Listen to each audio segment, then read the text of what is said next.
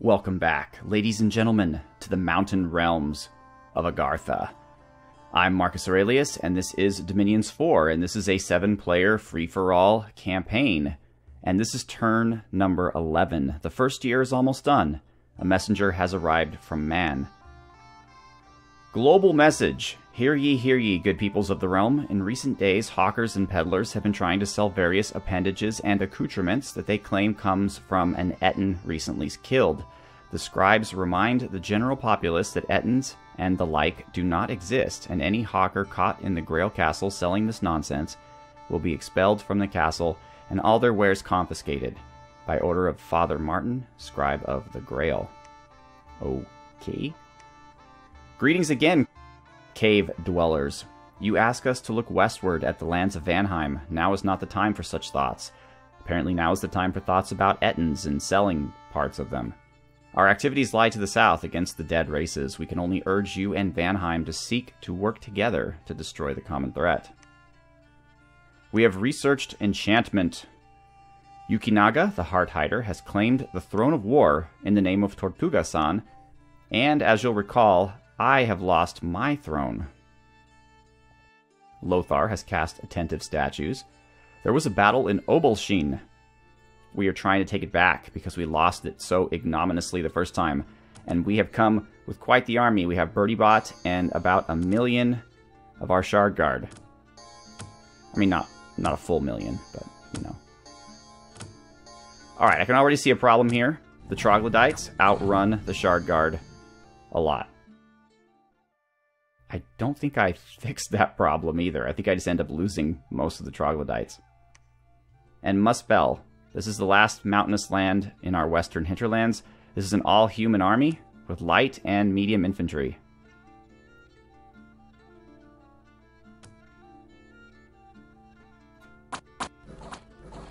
But our well-armored troops are easily a match for these Bear Tribe warriors despite their numbers. We did lose some, though. We had some casualties. I mean, they're putting up a good fight. You gotta give them that. What makes me a little nervous about our forces is they're great on defense, but not so great on offense. So we ended up losing 6 infantry and 4 light infantry. It looked for a moment like our commander was in trouble, but they did okay. And this one we didn't lose anything, of course. In Golem range, some barbarian scouts have been caught and interrogated. They seem to have been preparing for a large-scale attack. Now, I think we were able to stop it, because I did not see any attacks. And now that the Throne of War has been claimed, worldwide unrest is increased, and that really sucks. It's going to affect me, as well as others. Okay, so here's my plans here. Our Golem range guy, who picked up the Troglodytes, is going back to Agartha. Essus and his troops are moving up to Black Peaks. Pons is searching. In Agartha, we've got Lighthawk, and he's moving out to the Great Farrell, along with a bunch of Shard Guard, some attentive statues, and some infantry. In the Great Farrell itself, we have Hintal, who is moving to Bithini. The reason why he's doing that is because we wish to build a fortress there. And I have Bertiebot moving back, because currently I'm in a kind of a Cold War setting with Vanheim, but we have a deal not to attack each other, so I'm not attacking him. And Ermor and I are also kind of hands-off, though I am taking a look with my scrying to see what's going on in these fertile lands up here, because one of my intentions is to move up there and claim them, if possible. And that is about that. I'm currently recruiting more Shard Guard and more infantry, and another Golem Crafter. The reason why I'm recruiting another Golem Crafter is because I'm almost where I need to be to enliven Sentinels. Alright, cool. So let's now take a look at turn number 12. Pons has searched Black Peaks for magic sites, but none were found. And this is now year 2. The dormant pretender gods are awakening, but for those about to rock is imprisoned. Obelshin, the governor of the province, is preparing for war. Defense +8, that's great. Golem range, a prospector genius found some gold, that's even greater.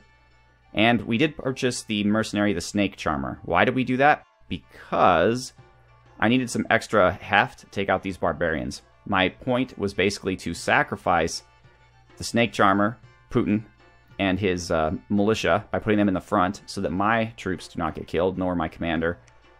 And I will show you in the next turn if that is a success or not. Meanwhile, I have Hans going to Muspel to continue his searching adventures.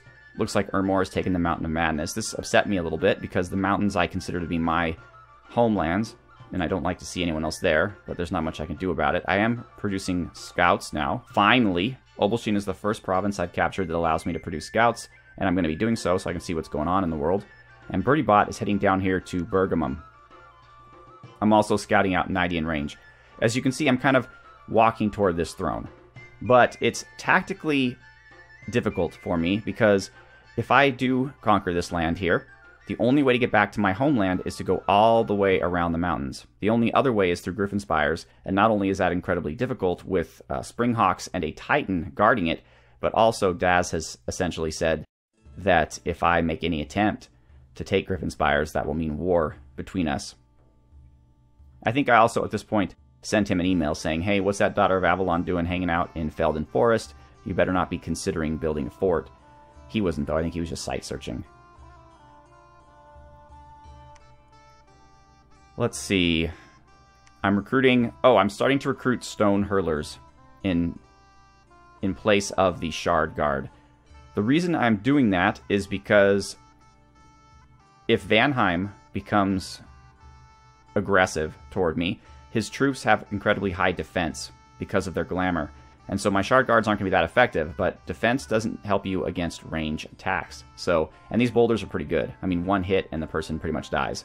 So if I can get a bunch of those, they're a staple of any anti-Vanheim force that I might have. They're not as useful against, say, Ermor, where the Shard Guard would be much better in that instance. Okay. Now we are at turn 13. We have more attentive statues, and there was a battle in Bergamum. That's Bertie Bot, and it's likely to be a massacre, as she has millions of Shard Guard. And I didn't really learn my lesson about the Troglodytes, but that's okay, because in this battle, the enemy is actually charging up against me. And I didn't lose any, so great. Bertie Bot is an excellent commander. Then there's also a battle in Jebero, or Jebero, against the barbarians. Now let us see if my using the mercenaries as a human shield is a good move. And it certainly appears to be so. They're taking the main hits, and now they're running. Meanwhile, my armored troops are now coming in, and victory to us. So we ended up losing all the militia, but only 3 of our 9 light infantry, and none of our heavier infantry. So that was a good plan, and it worked. Simri. This is just Lighthawk's army taking a neutral province. There's Lighthawk down there. He's hanging out with the infantry while the Shard Guard take the lead. The statues are there to soak up arrows and hits. They are not sacred, but they are heavily protected, being stone statues, and they have incredible morale. So, and meanwhile, while they go into there, my Shard Guard come in, start cutting them up. The infantry flank, and we're able to walk out of Simri with no losses whatsoever. In Obelshin, some squires have been caught and interrogated. They seem to have been preparing for a large-scale attack.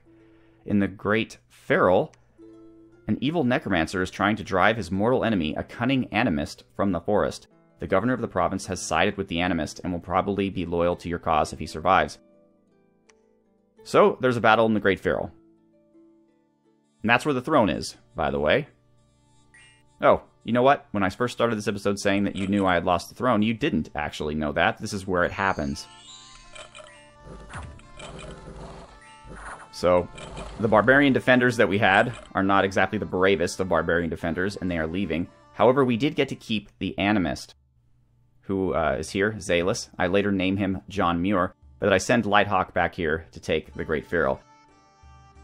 Along with Quellen, who I'm giving a whole bunch of troops to as well, that he's not expected to keep.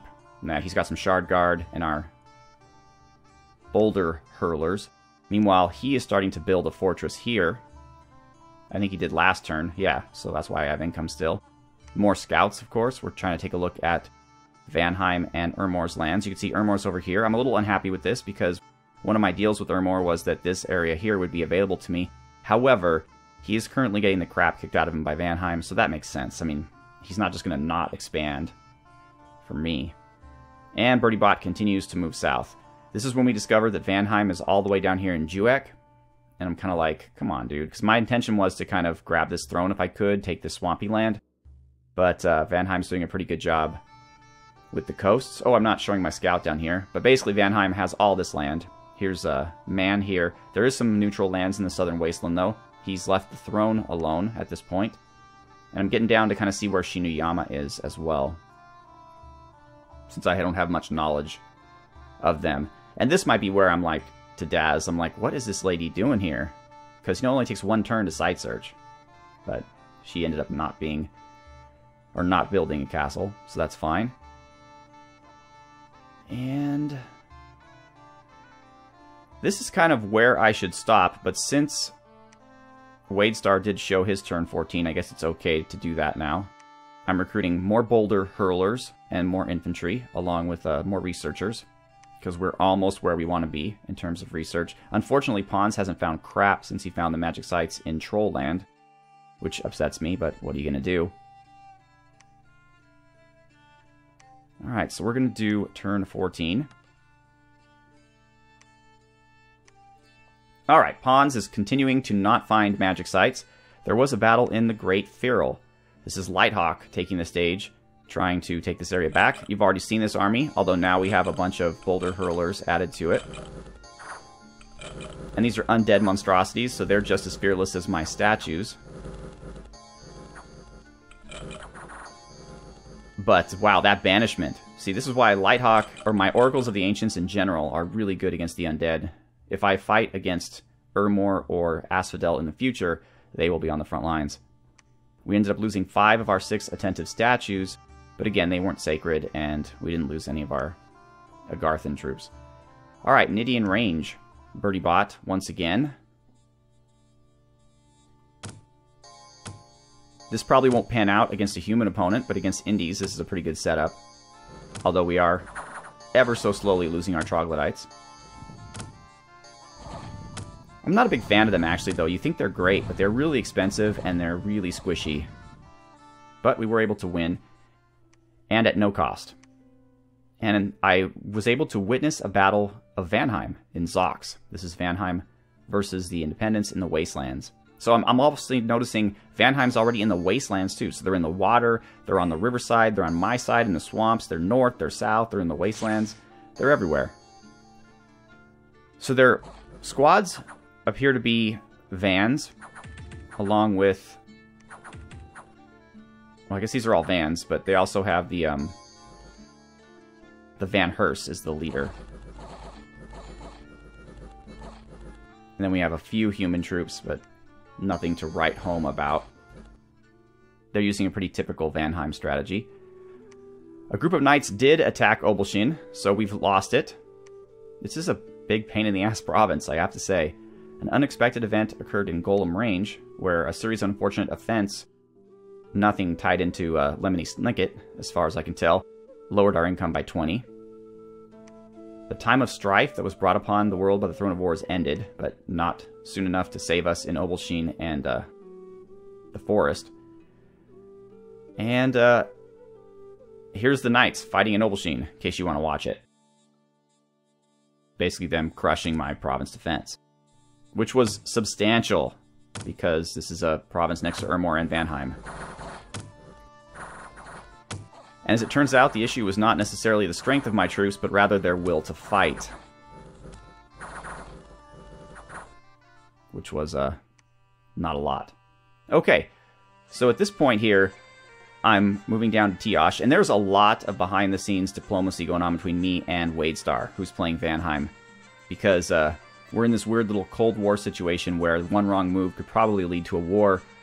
And while I recognize the threat that he poses in the game as a whole, I don't want war with him right this moment. I don't feel ready for it. So we're just basically saying, okay, I'm going here, you're going here, and so forth. So I'm moving to Tiosh, feeling pretty secure that he's not going to move into it, because I think at the same time he wants to move into Cerulean Sea, which I believe is this right here. I have met Ulm, who is here in Might Marsh, and I'm one step away from the throne with Birdie-Bot. So we had just moved Lighthawk back, and now we're sending him back again. Actually, we didn't. We moved Lighthawk from here to the Great Farrell. Now we're sending Lighthawk to take Obelsheen, which Birdie-Bot had just recently conquered. I basically sent another message to Vanheim saying, hey, I'm trying to take that back again. He was fine with that. And we're moving... We're leaving Putin here because we're done with him, but we're moving our own commander here to Black Peaks. We're going to start building a fort in Black Peaks as well. Pawns is heading over to White Peaks to springboard him, I guess, to Golem Range or somewhere where we haven't searched yet. It also appears I'm sending Zalis, who I haven't yet nicknamed John Muir, but I do at some point, to Trollland to search that for nature sites, since he brings a whole new level of magic to our armies that we didn't have before. And in Agartha, I am recruiting Shardguard, back to Shardguard. I'm getting Defenders of the Halls, and with what's left of my production, a little bit of light infantry and more researchers. Defenders of the Halls are good because they have a fort defense bonus, so I'm going to have to move them around to my forts, obviously, but also they don't need to eat, so they're great in sieges. They are not, however, I mean, Agarthans are weird, because, for example, they have an attack skill of 9 only, precision of 7. The humans have an attack skill of 10, a precision of 8. Now, the Agarthans do have a little bit more defense, but again, these are Agarthan elites. Like, the regular Agarthan Palewind soldiers are pieces of crap. Like, the only thing good about them is that they don't need to eat, and they're amphibious. Because other than that, I mean, people in the comments have been saying, Marcus, don't hire humans. Humans are worthless. But actually, pound for pound in stats, the Agarthan heavy and even median infantry are better than Palewind infantry. So when you're Agartha and you're not getting your sacreds, it actually is a better deal to get humans than it is to get Agarthans. And the game takes that into consideration because the humans are a lot more expensive, right? 10 gold, 27 resources, 13 gold, 26 resources. So these guys are cheaper than heavy infantry. They are a little bit more expensive in gold due to their special skills, but these guys are 9 gold, 16 resources. So you can compare them to regular Agarthan infantry, and they're a lot cheaper, right? So the game acknowledges that this Agarthan infantry really actually kind of suck. But defenders are good. They've got the castle defense bonus. So that is about that. I'm almost at Enchantment 3, so as you can see, I'm moving all my research up to Conjuration, because my next goal after getting the Enliven Sentinel is the Magma Children from the Ruax Pact, which is Conjuration level 3. We also, by that same level, get Shard Whites, Penumbrals, and Batharus Pact, so we can use our Death Gems on these guys.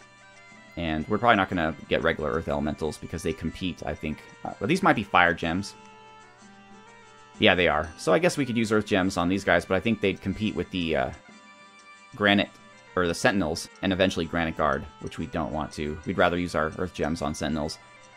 We won't get Granite Guard until level 5, and the spell we really want to really bust these guys out is Hall of Statues, but we'll probably never get that in this entire game.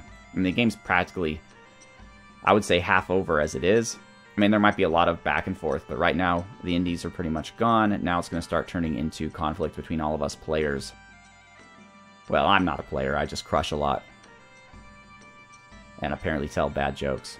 But so, my goal at this point is to explore more, get Lighthawk up here to Obelshyn, get Birdie-Bot to Tiosh, and eventually to Chalad, and continue searching for magical sites that can benefit my empire. And of course, continue producing sacred troops, as that is the core of my strategy. At this point, I am diplomatically good with everyone. So I've done a pretty good job at that. I'm no longer part of the group diplomacy, the whole kind of everyone against Urmor and Asphodel kind of diplomacy chain. You can go to Daz's videos to see how that's going. He's making comics about it or something. But I am engaged in individual diplomacy with each of the different nations in the game. So that's turn 14.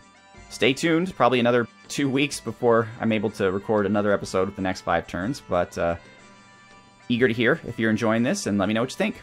Once again, I am Marcus Aurelius. This is Dominions 4, a 7-player free-for-all campaign. Have a good one.